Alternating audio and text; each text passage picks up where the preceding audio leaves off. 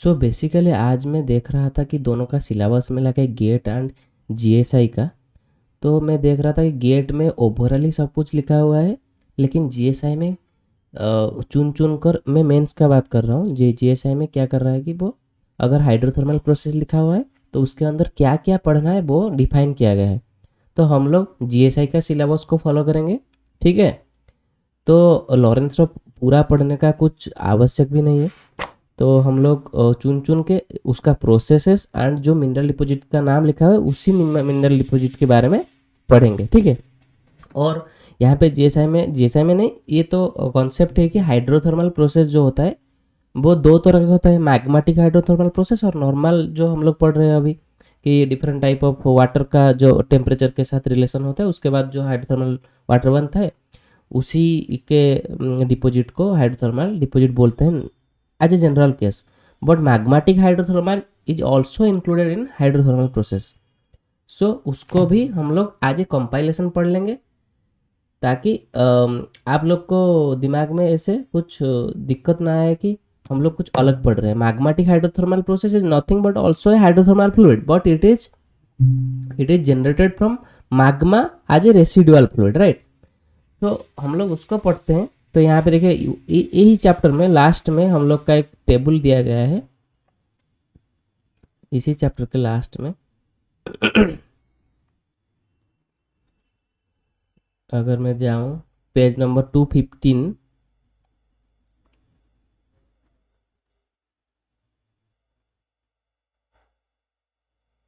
तो वहाँ पे लिखा हुआ है,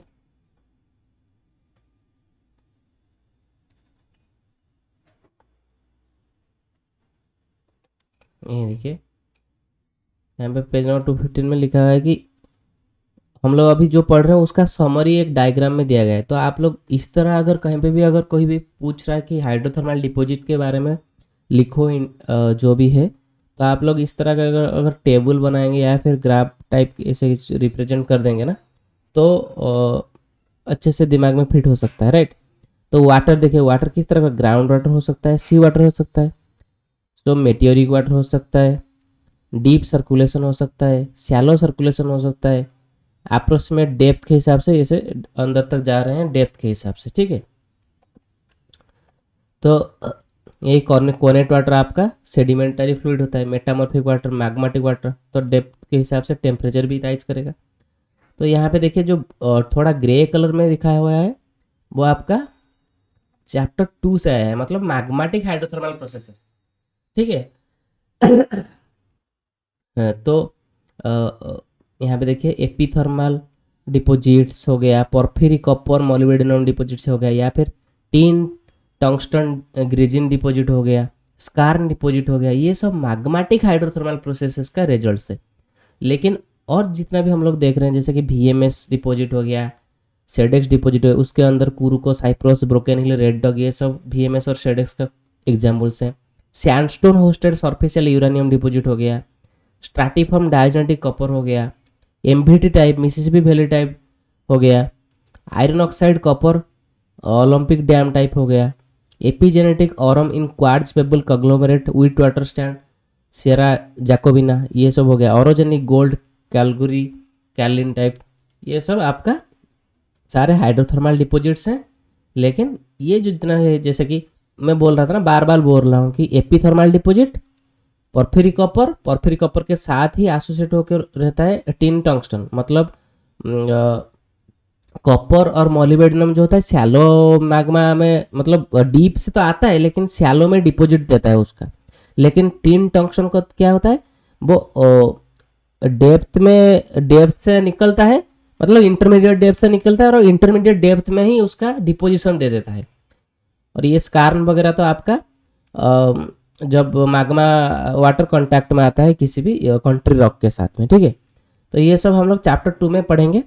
मैं वहाँ पे जाके एक्सप्लेन कर दूंगा थोड़ा बहुत। तो ये सब ये एक छोटा सा पूरा एकदम डिटेल दिया हुआ है डायग्राम में, ठीक है।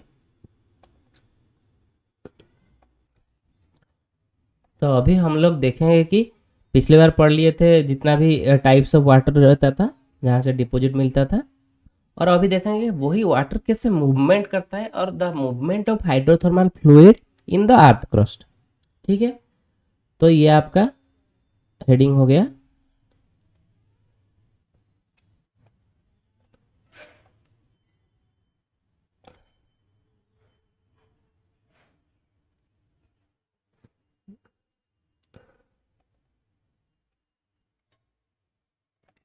सो in order to be effective as a mineralizing agent, the hydrothermal fluids need to circulate through the earth crust. The main reason for this that they need to interact with large volumes of rock in order to dissolve and transport the metals required to form hydrothermal ore deposits. Okay, so ये बोल रहा है कि ये main reason है कि large volume of rock के अंदर वो अगर ट्रांसपोर्ट करके जाएगा, वहाँ से डिफ्यूज करके, वहाँ से लीच आउट करके मेटल्स लाएगा और मिनरल्स लाएगा, और उसके बाद उसको डिपॉजिट दे देगा इन ए वीक प्लानर सरफेस। ठीक है,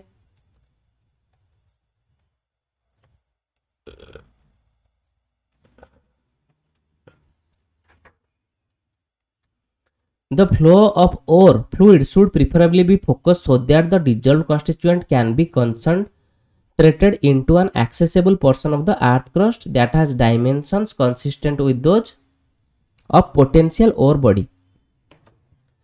चलिए, the study of hydrothermal fluids movement has received a great deal। ये वहाँ पे थोड़ा बहुत लिखा हुआ है कि कैसे ये करना है, यहाँ पे जो एग्जाम्पल है उसको हम लोग देखेंगे। So Archean lode gold ore Mississippi Valley type lead zinc deposits are few example of these hydrothermal deposits. Okay, so next हम चलते हैं factors affecting fluid flow at a crustal scale। कौन सा फैक्टर अफेक्ट करता है fluid flow को? तो factor में क्या क्या हो सकता है आपका, यहाँ पे देखिए, the question of how large volume of fluid, मतलब हम लोग के मन में तो क्वेश्चन आ रहा है इतना सारा वॉल्यूम का फ्लूइड कैसे एक जगह से deep level of earth crust ऊपर तक चले आता है और यहाँ पे क्रस्ट में शैलो लेवल में डिपॉजिट हो जाता है। ठीक है, so how they are coming up where rocks are highly compacted and have low intrinsic permeability is one that has a long tax research and very discipline. Movement of fluid is typically a response to either a thermal or pressure gradient in the earth crust। इसका मतलब ये बोल रहा है कि अगर pressure difference आप create करेंगे या फिर टेम्परेचर डिफरेंस क्रिएट करेंगे तभी जाके जो फ्लूइड आपका है ना वो मूवमेंट करके एक जगह से दूसरी जगह आएगा। प्रेशर डिफरेंस क्रिएट करते हैं, मतलब आप अगर अर्थ के डीप क्रस्ट में जाएंगे तो वहाँ पे ज़्यादा प्रेशर है और अपर क्रस्ट में लो प्रेशर है। सो डीप क्रस्ट में जो प्रेशर जनरेट हुआ है तो हायर प्रेशर पे जो फ्लूइड रहता है वो क्या करेगा, वो उसका बिहेवियर रहेगा कि वो कैसे लोअर प्रेशर के साइड में चले जाए। तो कॉम्पैक्ट होके में जो निकलता है वो फ्लूइड वो क्या करता है ऊपर की तरफ माइग्रेट करना चाहता है, जहाँ पे उसको कुछ भी जॉइंट्स या फिर फ्रैक्चर्स या फिर कोई भी वीक सरफेस मिले। ठीक है, उसी तरह टेम्परेचर डिफरेंस भी होता है। सो हम लोग को पता है कि कन्वेक्शन करंट के हिसाब से टेम्परेचर क्या करता है, जब कन्वेक्शन होता है ना वो क्या होता है, जब टेम्परेचर हम लोग देते हैं कोई भी चीज़ को तो उसके अगर वो लिक्विड फॉर्म में है तो वो कन्वेक्शन होता है। तो कन्वेक्शन क्या होता है कि पर्टिकुलर एक पार्टिकल जहाँ पे गर्म हुआ वो उसका क्या करेगा, वो ऊपर की तरफ चले जाएगा क्योंकि उसका डेंसिटी लो हो जाएगा एंड उसका डेंसिटी लो हो जाएगा। तो जब टेम्परेचर डिफरेंस भी आएगा तब भी वो फ्लूइड का मूवमेंट होता है। ये आपका इंपॉर्टेंट पॉइंट है, क्यों मूवमेंट करता है। हाँ, so movement of fluid is typically as a response to either thermal और pressure gradient in the earth crust. Pressure का तो हम लोग ऐसे हमको पता चल रहा है कि हाँ प्रेशर बहुत तरीके से क्रिएट हो सकता है, जैसे कि हमारा बहुत सारे प्लेट बाउंड्रीज हैं, बहुत सारे टेक्टोनिकली एक्टिव जोन्स हैं जहाँ पे हम लोग का प्रेशर एक मेजर रोल प्ले करेगा in order to replace that fluid from the higher pressure to lower pressure regime. But temperature कैसे रोल करता है ये हम लोग थोड़ा आगे पढ़ेंगे। ठीक है,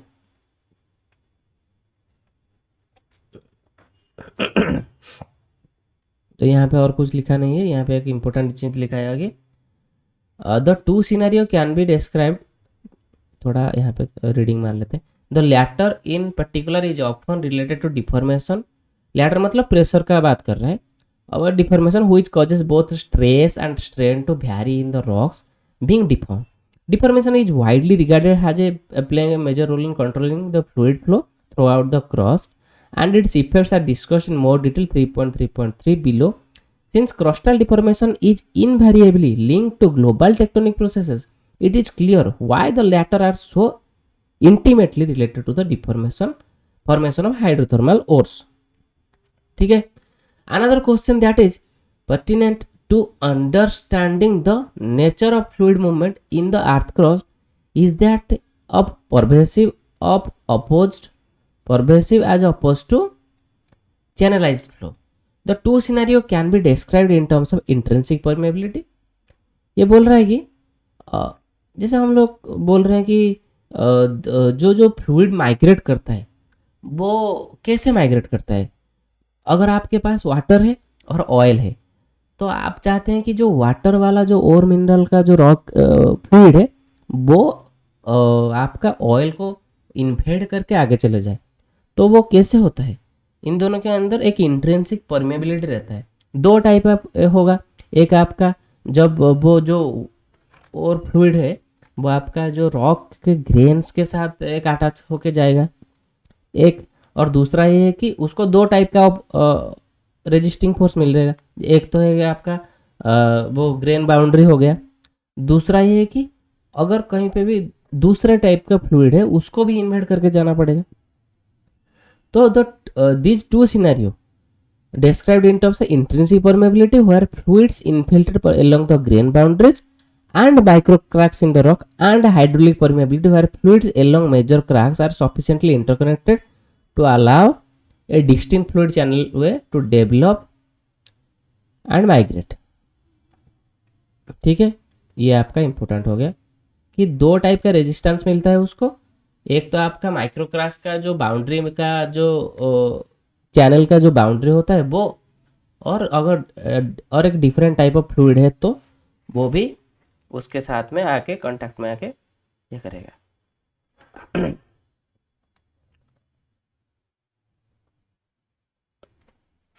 ठीक है,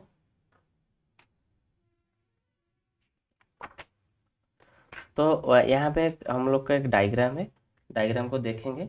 लेकिन यहाँ पे 3.6 M along at a relatively shallow level, हम लोग शैलो लेवल में रहते हैं। ठीक है, ये आपका एक शैलो लेवल लिखाया गया है, यहाँ पे लिखा है at a relatively shallow level, crustal levels pervasive fluid flow along a porous aquifer, for example, often occurs in response to gravity driven hydraulic head formed by uplifted topography।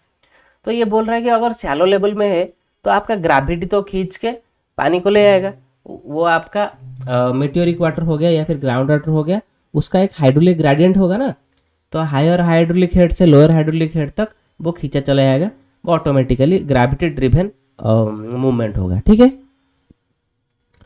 सो यहाँ पे वो लिखा हुआ है 3.6 के फिगर में, उसको डायग्राम में समझाया गया है थोड़ा।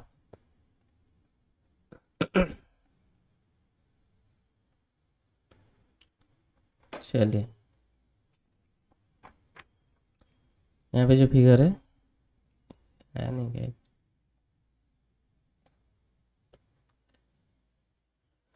सो यहाँ पे फिगर में देखिए ग्रेविटी ड्रिवन कैसे हो रहा है कि यहाँ पे ये अपलिफ्टेड रीजन है, ये आपका लोअर रीजन है। तो हायर रीजन में जो हाइड्रोलिक हेड होगा, क्योंकि हाइड्रोलिक हेड कैसे काउंट किया जाता है, मीन सी लेवल एक कंसिडर किया जाता है, मीन सी लेवल के ऊपर जितना भी हाइट में वो पानी रहता है उसको हाइड्रोलिक हेड बोलते हैं। तो हाइड्रोलिक हेड यहाँ पे हायर है, यहाँ पे लोअर हाइड्रोलिक हेड, तो यहाँ से यहाँ तक पानी ऑटोमेटिकली चला जाएगा, तो ये ग्रेविटी ड्रिवन है। तो फ्लो रेट बोल रहा है कि 1 to 10 मीटर पर ईयर, ये आपका 0 to 200 किलोमीटर, छोटा इतना बड़ा स्केल है, ये आपका 0 to 2 किलोमीटर है, तो इस हिसाब से दिखाया गया है। तो उसके बाद ओरोजेनिक ड्रिवन क्या होता है, मतलब जब भी कोई माउंटेन बिल्डिंग प्रोसेस होता है वहाँ पे थ्रस्टिंग वगैरह होता है, तो वहाँ पे भी कंप्रेशन होता है, तो वहाँ से भी पानी का फ्लो रेट रहता है, जो कि आपका बहुत यहाँ पे लिखा हुआ है कि 0.1 से 1 मीटर। ठीक है, मतलब कम है इसके कंपैरिजन में। ये आपका एक थर्मली ड्रिवन है। थर्मली ड्रिवन मतलब क्या होगा या देखिए यहाँ पे मिडोसनिक रीज लिखा हुआ है, ये जगह मिडोसनिक रीज है, यहाँ पे बहुत हाई टेम्परेचर होगा। तो यहाँ पे जो पानी रहता है ये क्या करेगा, इसके अंदर जाके ऐसे यहाँ से एवापोरेट होकर बाहर निकलने आएगा। क्यों? क्योंकि ओशन फ्लोर में जो वाटर होगा वो तो ठंडा होगा, क्योंकि ये मिडोसन रीज से बहुत दूर में है। इतना बड़ा स्केल 100 किलोमीटर में होता है, तो ये लगभग तो 200 किलोमीटर दूर में है, राइट। तो तो जो ठंडा वाला वाटर है वो हायर डेंसिटी उसका ज़्यादा होता है, तो वो क्या करेगा, नीचे जाएगा। पर यहाँ पे ड्यू टू टेम्परेचर हाई तो डेंसिटी घट रहा है तो ऊपर चला जाएगा। तो यहाँ पे जाके अगर साइड में कुछ फ्रैक्चर्स है, एक्जेलेटिव वेंट्स हैं, वहाँ पे जाके डिपॉजिट दे देगा। वो आपका ये थर्मल डिपॉजिट्स हो गया, ठीक है। और ये आपका इंट्रा क्राटोनिक रिफ्ट बेसिन में कुछ ऐसे सर्कुलेट कर रहा है, उस हिसाब से वो भी देता है। ये आपका एक इम्पोर्टेंट पॉइंट है कि सेस्मिक पंपिंग होता है। मतलब कहीं पे भी अगर आपका अर्थक्वेक होने वाला है, तो अर्थक्वेक कैसे बनता है, अर्थक्वेक आपका कहीं पे अगर फॉल्ट क्रिएट हो रहा है तो फॉल्ट जनरेट होने के पहले बहुत स्ट्रेसेस उसके अंदर रहते हैं, मतलब हाई स्ट्रेस होता है, असली शियरिंग स्ट्रेस हाई रहता है। तो उसके बाद क्या होता है कि सडनली वो शियर हो जाता है। तो सडनली जब क्रैक्स आ जाते हैं, शियर हो जाते हैं, तो वो जो शियर स्ट्रेस ऑलरेडी बिल्टअप होके अरे वहाँ पे था वो रिलीज हो जाता है। तो वो रिलीज हो जाता है मतलब वहाँ पे क्रैक या फिर फ्रैक्चर्स आ जाते हैं। तो यहाँ पे एक आपका ये दिया गया है, देखिए ये वही वाला चीज़ को डिस्क्राइब किया गया है कि जैसे कि शियर स्ट्रेस आपका बिल्डअप होता है। यहाँ पे देखिए buildup and tectonic shear stress लिखा हुआ है ना, वही सेम चीज़ को जो मैं बोल रहा था अर्थक्वेक वाला को यहाँ पे ग्राफ में समझाया गया है। देखिए buildup of tectonic shear stress, यहाँ पे बिल्डअप हो रहा है।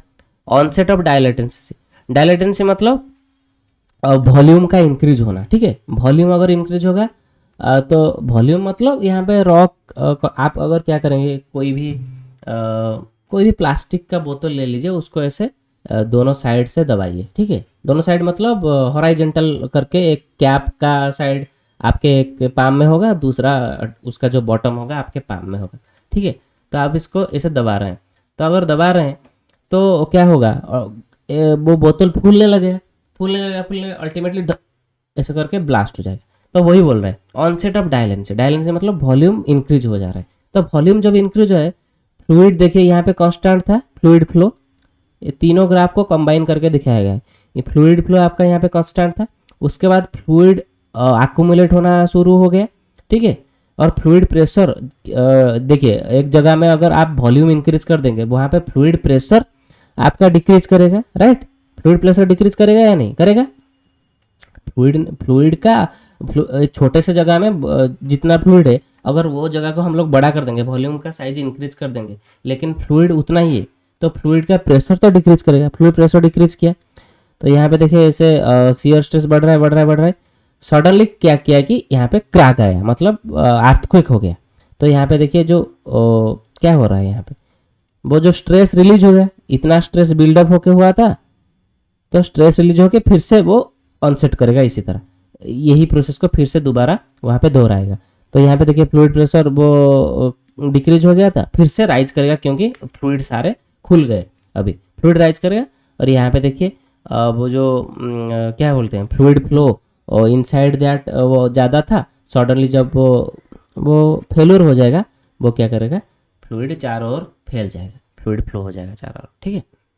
वही लिखा है कि ये वाला। तो ये इसको हम लोग बोलते हैं फॉल्ट वाल्व मैकेनिज्म।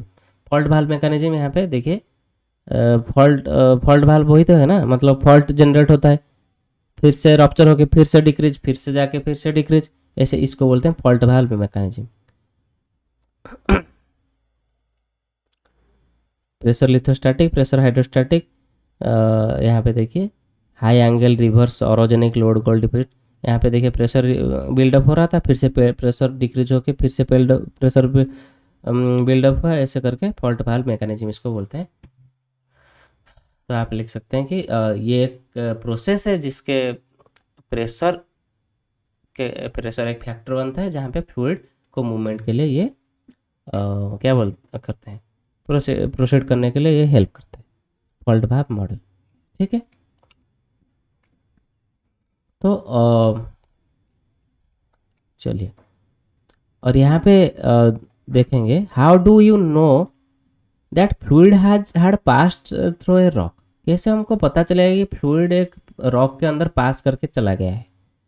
ये आपका बहुत बहुत सारे इंटरव्यू क्वेश्चंस हो सकते हैं, ठीक है। कैसे पता चलेगा कि फ्लूइड पास करके चला गया है यहाँ इसके अंदर। तो ये वाला जो ग्राफ है उसको उठा लेना यहाँ से, इसका इसका सारा डिस्क्रिप्शन पीछे दिया गया है, ठीक है।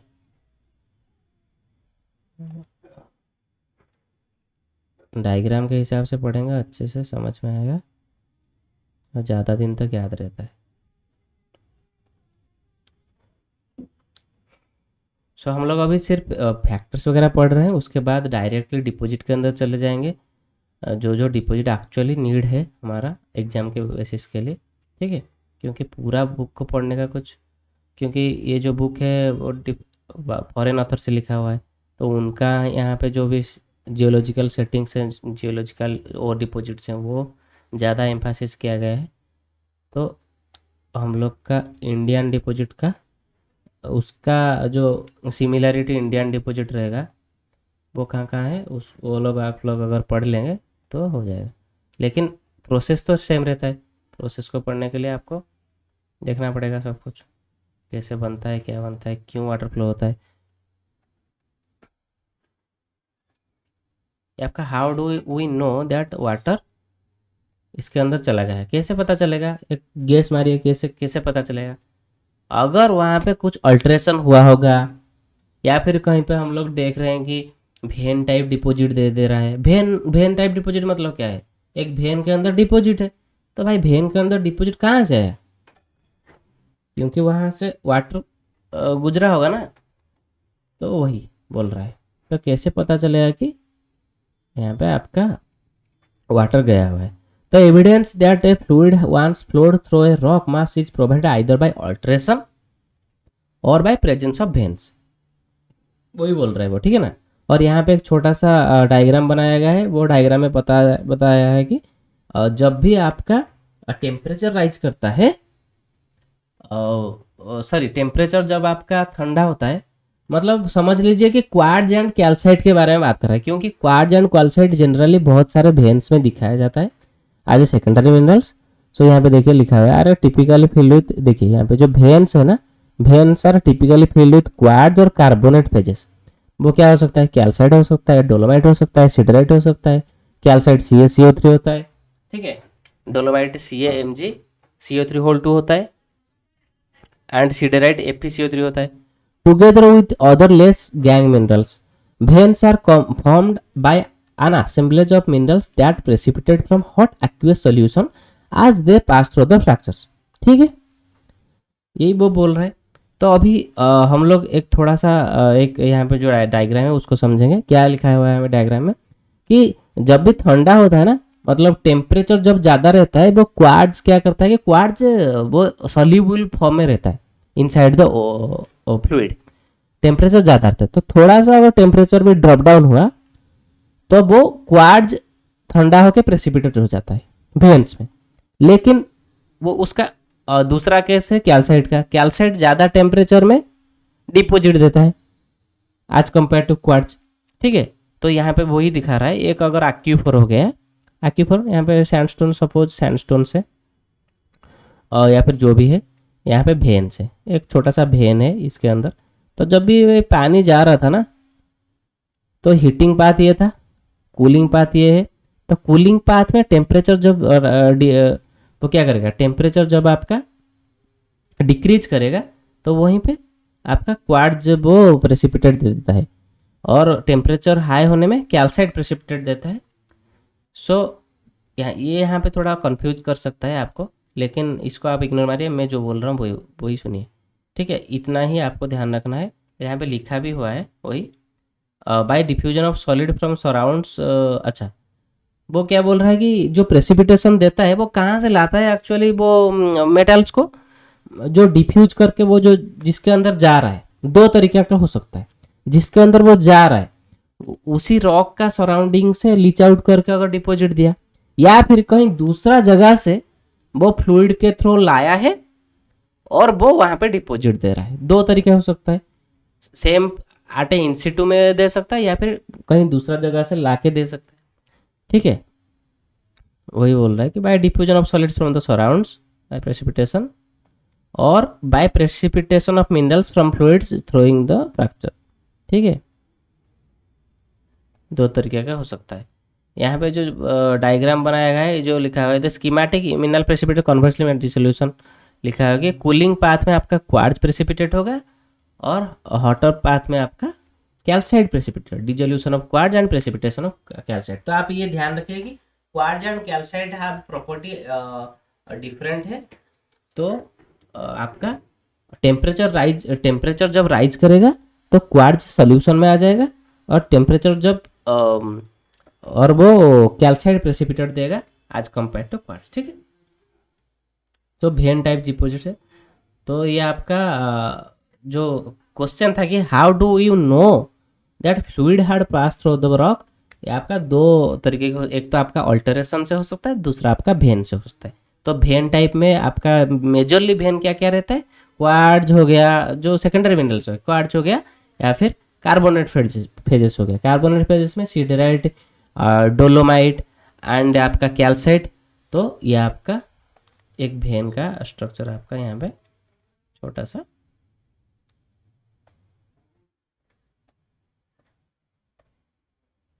ओके,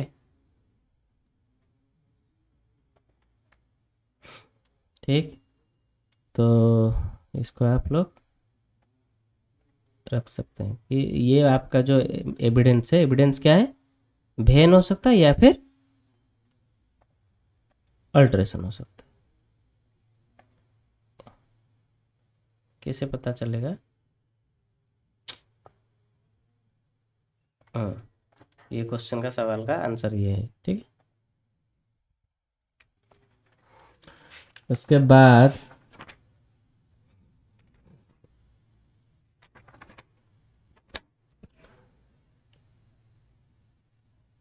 अच्छा, फैक्टर्स अफेक्टिंग मेटल सॉल्युबिलिटी।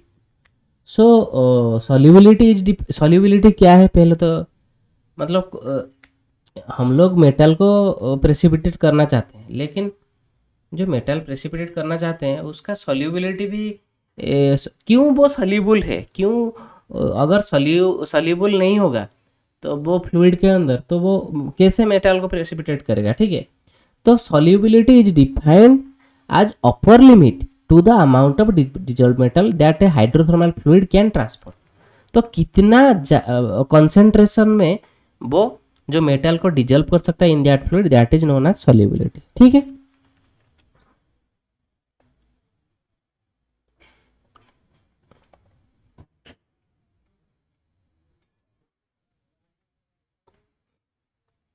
सो ये पहला पॉइंट हो गया। दूसरा पॉइंट हो गया कि if aqueous solution contain other dissolved ingredients with which the metal can bond, thereby promoting metal dissolution। ठीक है, तो यहाँ पे और एक दूसरा पॉइंट हो गया। सॉल्युबिलिटी क्या है तो आपको पता चल गया, that is the upper limit of the amount of dissolve metal by the hydrothermal fluid in which it is transporting. ठीक है, तो दूसरा पॉइंट ये हो गया कि ये जो सॉल्युबिलिटी कैसे अचीव होता है, this is achieved only if the aqueous solution contains other dissolved ingredients with which the metal can bond। ठीक है, तो आपको कोई चीज सॉल्युबल करना चाहता है तो आपके साथ अगर वो एक कॉम्प्लेक्स बना देगा, सपोज क्लोरीन है, क्लोराइड आयन जो होता है Cl माइनस, वो अगर आपके मेटल के साथ एक बॉन्ड बनाता है और उसको पानी के अंदर लेके क्या करता है, डिजॉल्व स्टेट में रखता है, सॉल्युबल फॉर्म में रखता है, तो वो आपका एक गुड लिगैंड के तरह काम आएगा।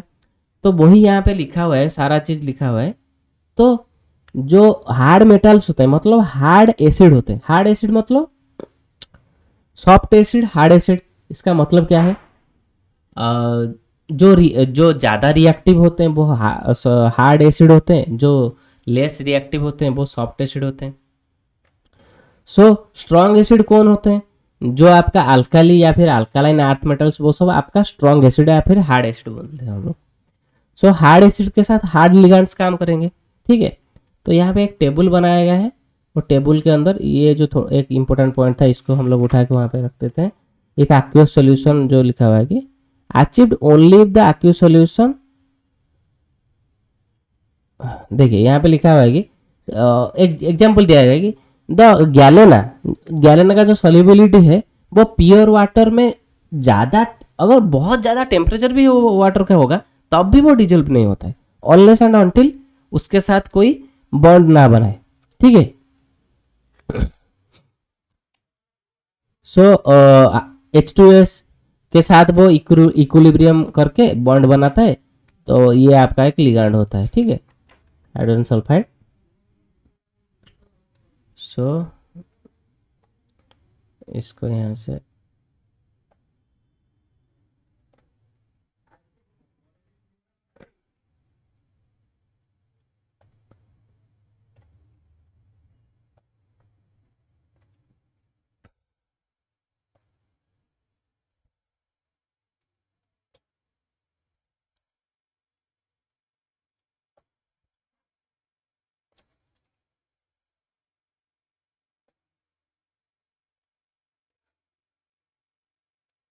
अरे यार,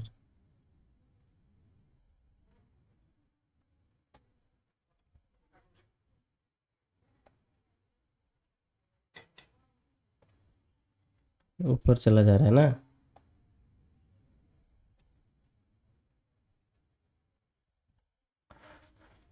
इसको थोड़ा छोटा करते हैं।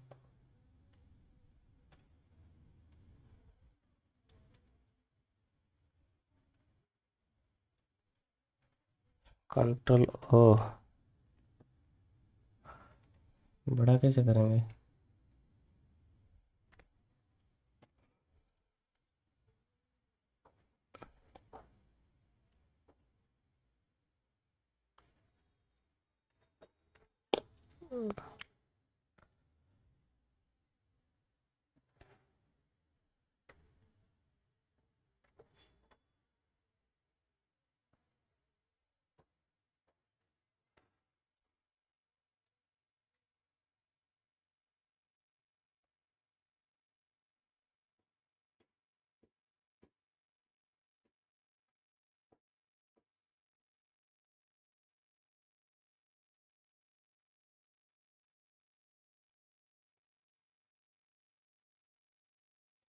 ठीक,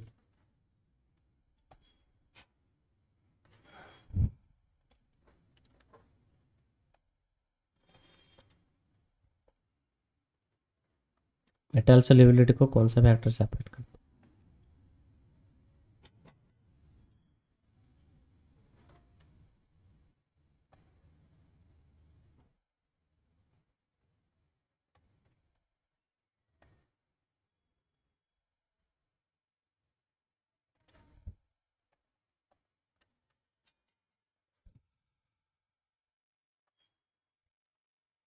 ठीक है, चलो ये जो टेबल है, इस टेबल में लिखा गया है कि ज़्यादातर जगह में chlorine HS minus OH minus ligands बनते हैं, जिसमें क्लोराइड जो होता है बहुत अच्छा लिगैंड होता है, जो कि आपका border line zinc lead Fe इसके साथ बनाता है। नहीं तो हार्ड मेटल जैसे कि sodium potassium rubidium caesium beryllium, इसके साथ ये वाले जो लिगैंड्स होते हैं बॉन्ड बनाते हैं। और सॉफ्ट जो होते हैं, मतलब AU AG CU, ये आपका सॉफ्ट मेटल्स, मतलब सॉफ्ट मेटल यहाँ पे लिखा है, इसका मतलब ये है कि सॉफ्ट एसिड है वो, तो वो सॉफ्ट बेस के साथ आज लिगैंड कॉम्प्लेक्स बनाएंगे। उसके बाद वो वही पानी में डिजल्व होके, हाइड्रोथर्मल फ्लूइड में डिजल्व होके अपना एक जगह से दूसरे जगह जाके वहाँ पे, कहाँ जहाँ पे उसका एक अच्छा सा साइड मिलेगा वहीं पे प्रेसिपिटेट कर देंगे, ठीक है। तो ये टेबल को थोड़ा ध्यान में रख लेना कि लेड जिंक Fe जो ट्रांजिशन मेटल्स होते हैं, डाइवैलेंट ट्रांजिशन मेटल्स, या आपका ये क्लोरीन ब्रोमीन के साथ वो बनाता है, या आपका सॉफ्ट मेटल्स जैसे कि ये मूल्यवान चीज़ें हैं, ये आपका गोल्ड है, या आपका सिल्वर है, ये कॉपर है, मर्क्यूरी है, कैडमियम है, या टीन, टंगस्टन, प्लैटिनम, पैलेडियम, ये सब आपका प्लैटिनम पैलेडियम आपका प्लैटिनम ग्रुप ऑफ एलिमेंट्स में आते हैं। ठीक है, यह आपका सॉफ्ट लिगांड के साथ बनाता है जनरली। या जितना भी हार्ड मेटल्स है, अल्काली मेटल या फिर अल्कालाइन अर्थ मेटल हो गया, ये सब बनाते हैं हार्ड लिगांड के साथ। ये जो लिखा हुआ है कि OH-Cl-HS- बोल्ड लेटर में लिखा हुआ है कि the major ligands in the natural hydrothermal solution are shown in bold, तो वो मेजरली बहुत सारी जगह में पाया जाता है। ठीक है, सो बस आज इतना ही पढ़ेंगे, उसके बाद आप लोग ये सब पढ़ लेना थोड़ा बहुत, उसके बाद हम लोग डायरेक्ट डिस्कशन करेंगे। और कुछ अगर बाकी रहेगा मैं देख के आपको डिस्कशन कराऊंगा वो वाला चीज़ क्या है आपका वो जो डायरेक्ट ओ डिपॉजिट का टाइप्स। ठीक है।